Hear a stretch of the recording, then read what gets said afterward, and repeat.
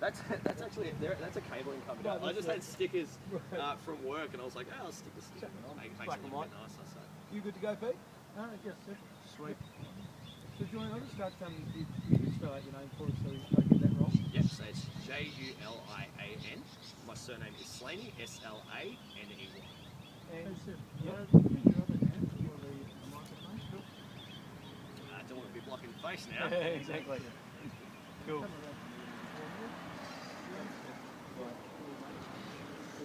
So, Julian, what's the attraction of the street luge? Look, I think I'm just addicted to the adrenaline of it. I like the ultimate sense of control when I'm going down a hill.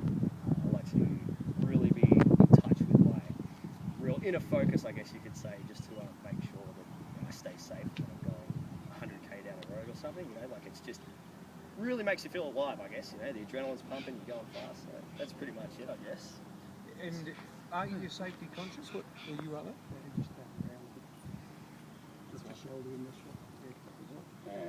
Off you go. Yeah. Oh, well, yeah, I'll just chuck that at you again so we make sure we get the tail end on Tate Jules. But, you were listing, what riding on the back of them on a hill, what does it make you feel like?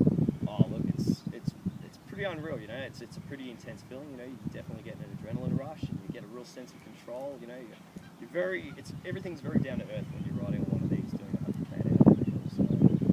So it's pretty extreme, pretty exciting stuff. And mate, are you safety conscious? What sort of care are you taking? Yeah, absolutely. Like safety is an absolute priority, especially when you are going speeds, 100 plus k an hour.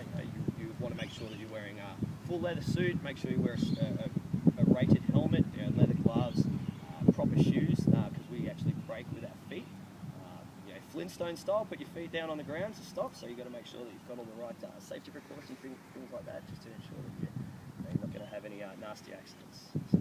Have you ever come unstuck? I have a couple of times. A few races I've gone into the hay bales pretty hard.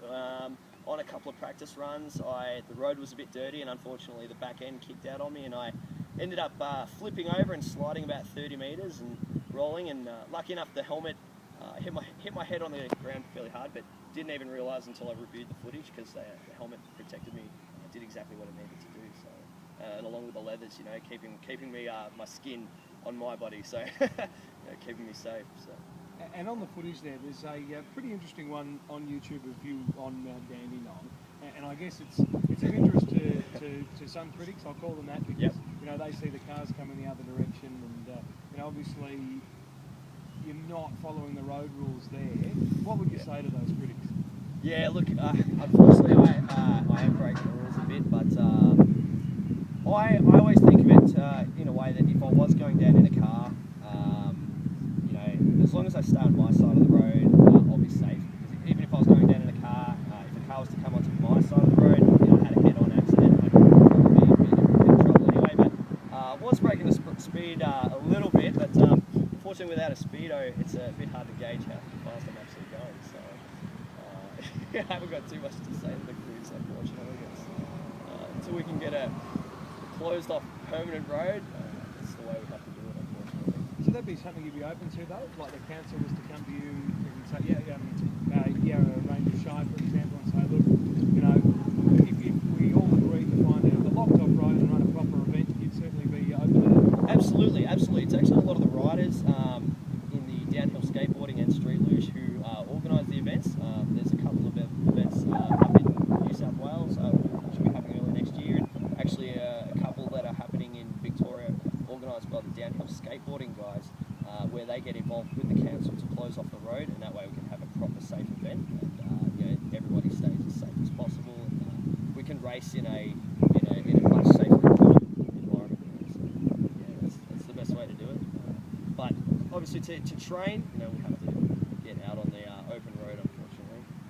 So if we were to have a bit more controlled environments, would that stop you, doing the 100k an hour down the Dandenong roads? I imagine it would, yeah. If we had if there was a permanent fixed road, which is the ultimate dream, permanent closed road, which would be the ultimate dream, definitely. I think I'd be there pretty much every weekend. So I think that'd get me off the Mount Dandy roads, I think. I guess, look, a final question. I don't want to come across as flat here, but if does it go through your head that it's obviously pretty dangerous for you and pretty dangerous, I guess, for motorists coming the other way. You did have that stack as you mentioned. Yeah. You know, if that happens at the wrong time, we wouldn't want to see it in a bad way. Absolutely. Obviously, I don't want to be causing any harm to anybody else. Generally, the roads we go down, there's no other people on it. It's generally a road that you can't walk down. There are no paths close by. So probably the only real danger to other motorists is a bit of damage to their car, I would imagine. Now, absolutely, there's a lot of danger for me as a rider. If I was to hit another car, then I'd be in a bit of trouble. But that's what it really comes down to, my control to make sure that I'm safe and secure and in control of what I'm doing as much as I can. So. Absolutely. A lot of people, it does, unfortunately, street luge and downhill skateboarding get a bit of a bad rap. They're seen as a bit like an outlaw kind of sport, but it is a fantastic sport. It's a lot safer than people think. They tend to push things a little further than they should go. It is a fantastic sport that everybody should get involved. We've got a lot of young kids starting out in the closed road events, they have the time of their lives. So. But I wouldn't recommend for young kids to go flying down hills like I do. Nice job, mate. You've done No problems at all. the critics we have, so, Don't worry about the critics. I'm used to getting a lot of criticism. But mate, no, I think that. I mean, as I said, I think you make a nice comparison with skateboarding, which had no doubt 30, 40 years ago was pretty similar. Yeah, exactly right. It's always had the it's always like surfing originally started out to be one of those sports where it was very if you were a surfer, you were a stoner, you didn't work or anything like that. As the sport has progressed, it has really changed. Surfing's a professional sport these days, and street luge used to be a professional sport back in the 90s, but it kind of died off there once the X Games really died off. That's when street luge started to die off. Died off, has it? It really has, the yeah. concept. Street luge used to be massive, but unfortunately, since the X Games have really died down, street luge is taking a bit of a hit, which means that there's definitely not as many closed roads events, which means that we have to pretty much, if I'm going to practice, if I'm planning to be the Australian street luge champion for 2014. I missed out on it this year because I was away on field races, but if the sport had the popularity to it again, then we could organise so many more events. Yeah. It's not feasible. And cyclists fly down the hills just as fast, and they have no protective gear on. Yeah. So if they come off, or if a car comes on the side of the road, for me, I'm like, well, at least he's got leathers on and a bloody helmet. It's interesting because now you've got, to go back to the skateboard thing, now you've got councils paying for skate parks. Yeah. Sort of acknowledging that it is a legitimate pursuit and that if you can find a sort of safe area, then that's the best way to meet in the middle. Just take a step Yeah, back sure. on it. Just keep talking. Yeah. But do you reckon, while we're sort of rolling, Jules, you can just sort of take us through again how it all works, like where you're sitting, where the brake goes, that sort of thing? Yeah, so basically this is actually the front of the board. A lot of people confuse this with the back of the board because it kind of looks like a spoiler. Yeah. No, you're I right. was just getting that shot while you said talking, then we'll do that.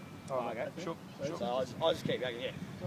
If there was a permanent closed road, it'd be the best. Awesome. It really would be. I'm always scouting. I try and scout. Hill climb tracks. Yep. Most hill climb tracks are public roads. There's actually one in Maui, which is actually it's like a small race. Yeah, okay. It's a hill climb track. It's very steep. Yeah. But it's like these